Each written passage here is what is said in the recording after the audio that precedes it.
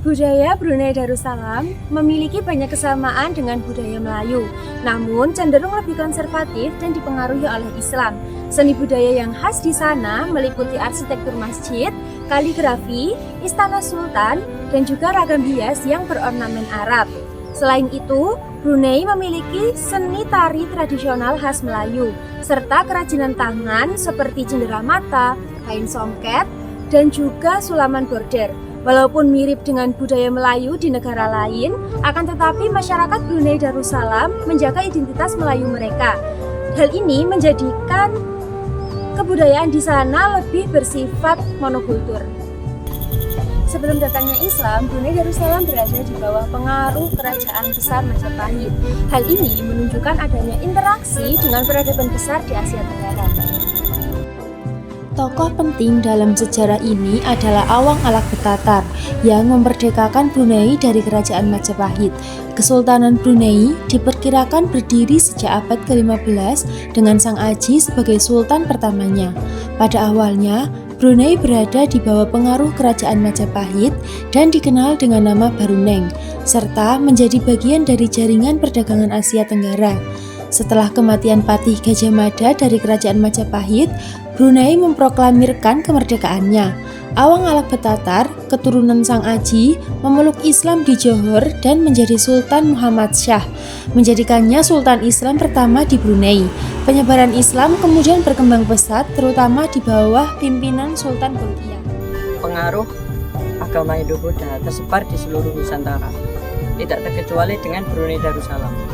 Sebelum Islamisasi masuk, Brunei Darussalam di bawah pimpinan kerajaan Majapahit, yang dimana kerajaan tersebut kerajaan yang terbesar Hindu-Buddha di Asia Tenggara. Pada masa itu, Brunei Darussalam memberikan upeti kepada kerajaan Majapahit. Dengan adanya hal tersebut, memberikan politik di Brunei Darussalam dan budaya mereka sangatlah kuat.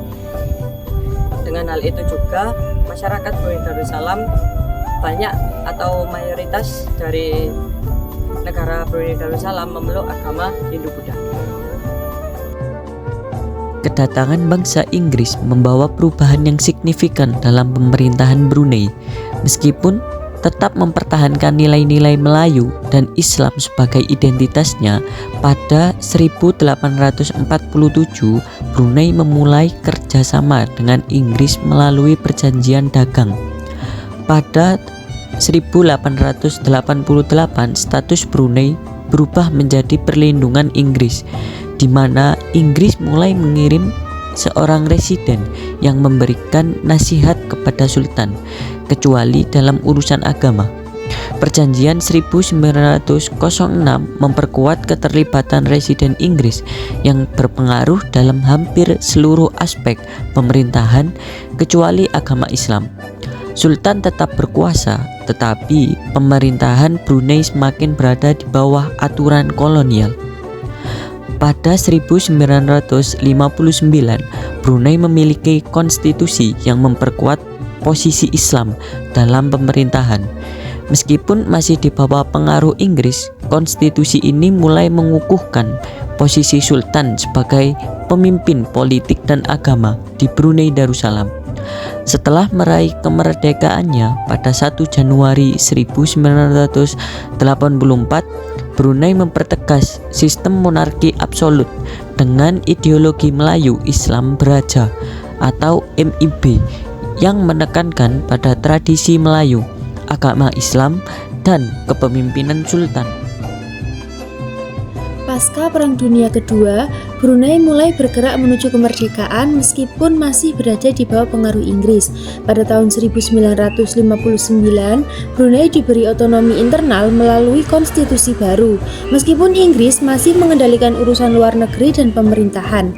Pada tahun 1971, Inggris mulai memberikan otonomi penuh dalam urusan internal kepada Brunei, yang semakin dipertegas oleh Perjanjian Persahabatan pada tahun 1979.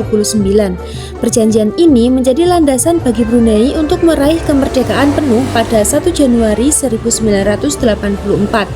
Setelah merdeka, Brunei mengukuhkan sistem monarki absolut dengan ideologi Melayu Islam Beraja atau MIB. Sultan Haji Hasan al-Bolkiah memimpin sebagai kepala negara dalam aspek politik dan agama, memastikan bahwa tradisi dan nilai-nilai Islam tetap menjadi inti pemerintahan. Islam tidak hanya diterima sebagai agama, tetapi juga sebagai penyelarasan antara tradisi dan adat istiadat.